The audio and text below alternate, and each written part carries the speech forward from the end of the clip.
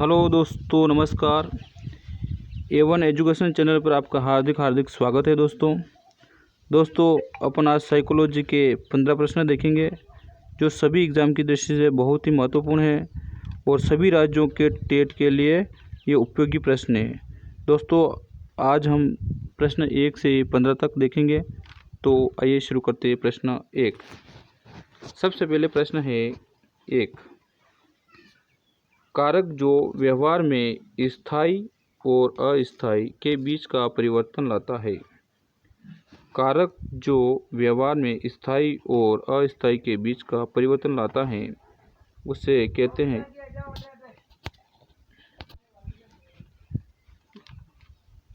बीच का परिवर्तन लाता है। तो उसमें पहला होगा मानसिक थकावट, या 2 बीमारी, 3 परिपक्वन, 4 प्रशिक्षण।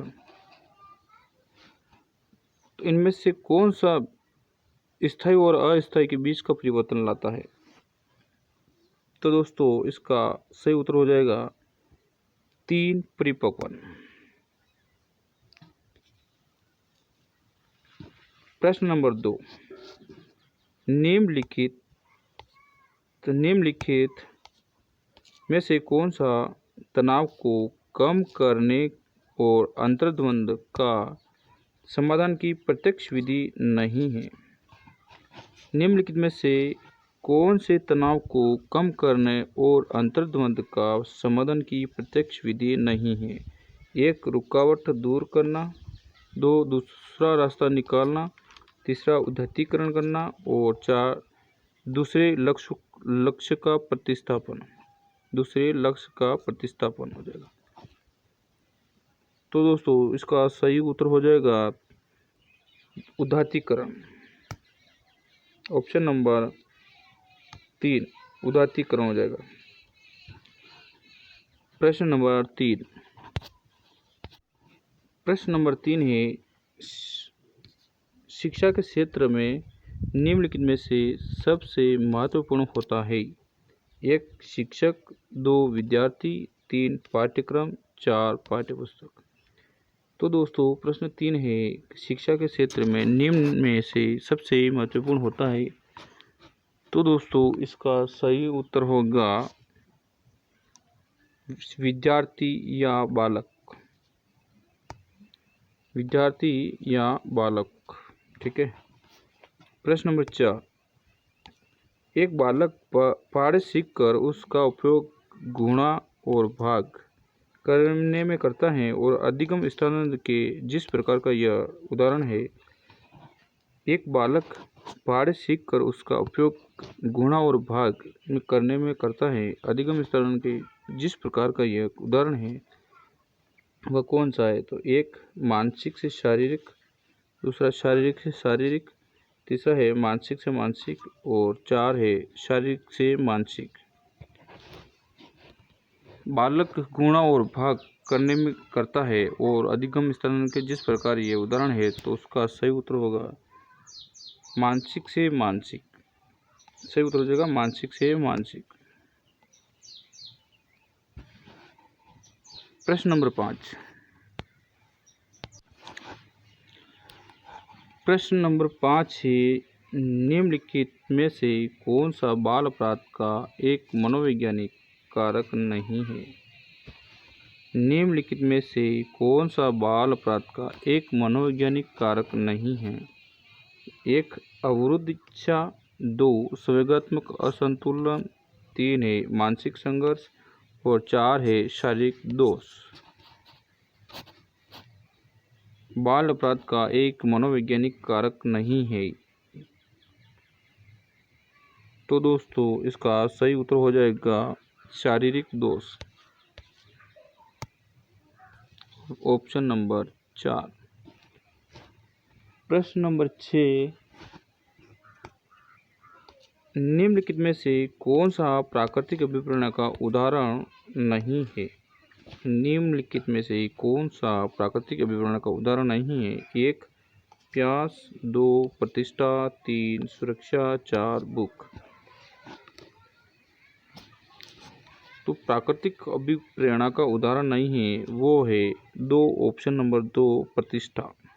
बाकी प्यास, सुरक्षा और भोग ये प्राकृतिक अभिप्रेरणा का उदाहरण है। तो सही उत्तर हो जाएगा प्रतिष्ठा, ये नहीं है। प्रश्न नंबर 7। प्रश्न नंबर 7 है, कक्षा में परस्पर संवाद से क्या उभर कर आना चाहिए? कक्षा में परस्पर संवाद से क्या उभर कर आना चाहिए? 1 विवाद, 2 सूचना, 3 विचार, 4 तर्क वितर्क। कक्षा में परस्पर संवाद से क्या उभर कर आना चाहिए? तो दोस्तों इसका सही उत्तर हो जाएगा 3 विचार। कक्षा में आचार विचार आपस में एक दूसरे से के साथ शेयर करने चाहिए अपने संवाद। तो सही उत्तर हो जाएगा 3 विचार। प्रश्न नंबर है 8। कुसमायोजित बालक अधिकांशतः पाए जाते हैं। कुसमायोजित बालक अधिकांश पाए जाते हैं। 1 निर्धन परिवारों में से, 2 टूटे परिवारों से, 3 1 और 2 और 4 दोनों से। कुसमायोजित बालक अधिकांश पाए जाते हैं, तो सही उत्तर हो जाएगा 3। सही उत्तर हो जाएगा 3, निर्धन परिवार से और टूटे परिवार से। प्रश्न नंबर 9। प्रश्न नंबर 9 है,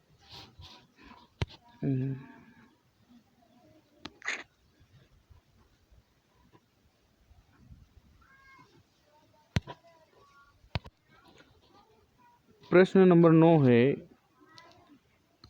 सहयोगी अधिगम की प्रक्रिया को बढ़ावा देने में के क्रम में शिक्षक को सहयोगी अधिगम की प्रक्रिया को बढ़ावा देने के क्रम में शिक्षक को क्या करना चाहिए या करना चाहिए?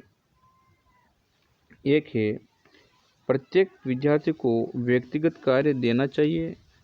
2 है, विद्यार्थियों को वाद विवाद में। 3 है, समूह प्रायोजना देनी चाहिए। और 4 है, उपरोक्त सभी। तो दोस्तों सही उत्तर होगा इसका सहयोगी अधिगम की प्रक्रिया को बढ़ावा देने के क्रम में शिक्षक को समूह प्रायोजना देनी चाहिए।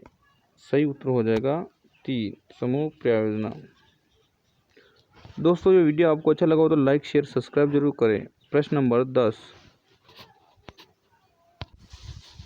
प्रश्न नंबर 10 है, किसी समूह में किशोर अवस्था की विशेषता है। प्रश्न नंबर 10 है, किस समूह में किशोरावस्था की विशेषता है? 1 स्वप्न, दोस्तों का महत्व, विद्रोह की भावना। 2 है तर्क शक्ति, संग्रह प्रवृत्ति, अनुकरण द्वारा सीखना। 3 है जिज्ञासा, कुसमायोजन, तनाव मुक्त। 4 है काम शक्ति, सहनशीलता और आज्ञाकारी। तो दोस्तों इसका सही उत्तर हो जाएगा 1 स्वप्न, दोस्तों का महत्व और विद्रोह की भावना। सही उत्तर हो जाएगा 1। प्रश्न नंबर 11। प्रश्न नंबर 11, ब्रूनर ने संज्ञानात्मक विकास की 3 महत्वपूर्ण अवस्थाओं की पहचान की है। निम्नलिखित में से इन अवस्थाओं के सही क्रम का चयन कीजिए। ब्रूनर ने संज्ञानात्मक विकास की 3 महत्वपूर्ण अवस्थाओं की पहचान की है। निम्नलिखित में से इन अवस्थाओं के सही क्रम का चयन कीजिए। सबसे पहला है प्रतीकात्मक, इनेक्टिव और अनुप्रतीकात्मक अवस्था। दूसरा होता है इनेक्टिव अवस्था, अनुप्रतीकात्मक अवस्था या प्रतीकात्मक अवस्था। तीसरा होता है प्रतीकात्मक अवस्था, अनुप्रतीकात्मक अवस्था और इनेक्टिव अवस्था। चौथा होता है अनुप्रतीकात्मक अवस्था, प्रतीकात्मक अवस्था और इनेक्टिव अवस्था। इनमें से ब्रूनर ने संज्ञानात्मक विकास की कौन सी अवस्थाओं को सही क्रम में बताया है? तो सही क्रम का चयन कीजिए। तो दोस्तों इसका सही उत्तर हो जाएगा, ब्रूनर ने संज्ञानात्मक विकास की महत्वपूर्ण 3 अवस्था को सही क्रम बताया था। इनेक्टिव, ऑप्शन नंबर 2 है इनेक्टिव, अनुप्रतीकात्मक और प्रतीकात्मक। ये ब्रूनर ने संज्ञानात्मक विकास की 3 महत्वपूर्ण अवस्था बताई थी। प्रश्न नंबर 12 कि निम्न में से कौन कोलबर के नैतिक विकास की एक अवस्था है? ठीक है, निम्न में से कौन कोलबर के नैतिक विकास की एक अवस्था है? एक परंपरागत नैतिक अवस्था, दूसरा होता है संवेदी प्रेरक नैतिक अवस्था हो जाएगी, 3 हो जाएगी चिंतनशील नैतिकता हो जाएगी, और 4 इनमें से कोई नहीं। तो दोस्तों कोलबर के नैतिक विकास की एक अवस्था बताई थी, वह उत्तर हो जाएगा ए, एक परंपरागत नैतिक अवस्था, परंपरागत नैतिक अवस्था। प्रश्न नंबर 13, प्रश्न नंबर 13 है निम्न में से कौन सा कथन सही नहीं है? निम्न में से कौन सा कथन सही नहीं है? एक, विकास लंबवत सीधा न होकर वर्तुलाकार होता है। 2, विकास की गति की दर एक सी रहती है। 3 है विकास मस्तिष्क दो मुखी क्रम में होता है। और 4 है विकास केंद्र से बाहर की ओर होता है। सही नहीं को बताना है। तो दोस्तों इसका सही उत्तर होगा 2, ऑप्शन नंबर 2, विकास की गति की दर एक सी रहती है। विकास की गति एक सी गति दर की एक सी रहती है, ये सही उत्तर हो जाएगा। विकास की गति की दर एक सी रहती है। प्रश्न नंबर 14, सशक्त अभिप्रेरणा सीखने का प्रभावशाली घटक है। सशक्त अभिप्रेरणा सीखने का प्रभावशाली घटक है। तो दोस्तों इसका एक, इसमें बालक स्वस्थ रहता है। 2, ध्यान करता है। 3, प्रसन्न रहता है। 4, शीघ्र सीखता है। तो दोस्तों इसका सीधा उत्तर है सशक्त अभिप्रेरणा सीखने का प्रभावशाली घटक शीघ्र सीखता है। सही उत्तर हो जाएगा। प्रश्न नंबर 15,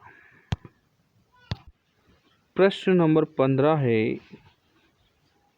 निम्नलिखित में से कौन सी तार्किकता का उपयोग वाणिज्य विषय में तार्किक निष्कर्षों को बताने में किशोर अपनी क्षमता को विकसित करने हेतु करते हैं? प्रश्न नंबर 15 है निम्नलिखित में से कौन सी तार्किकता का उपयोग वाणिज्य विषय में तार्किक निष्कर्षों को बताने में किशोर अपनी क्षमता को विकसित करने हेतु करते हैं? तो एक हो जाएगा आगमन तार्किकता, 2 हो जाएगा अमूर्त तार्किकता, और तीसरा है संबंधित तार्किकता, और 4 होगा निगमन तार्किकता। तो दोस्तों इसका सही उत्तर हो जाएगा 4, निगमन तार्किकता।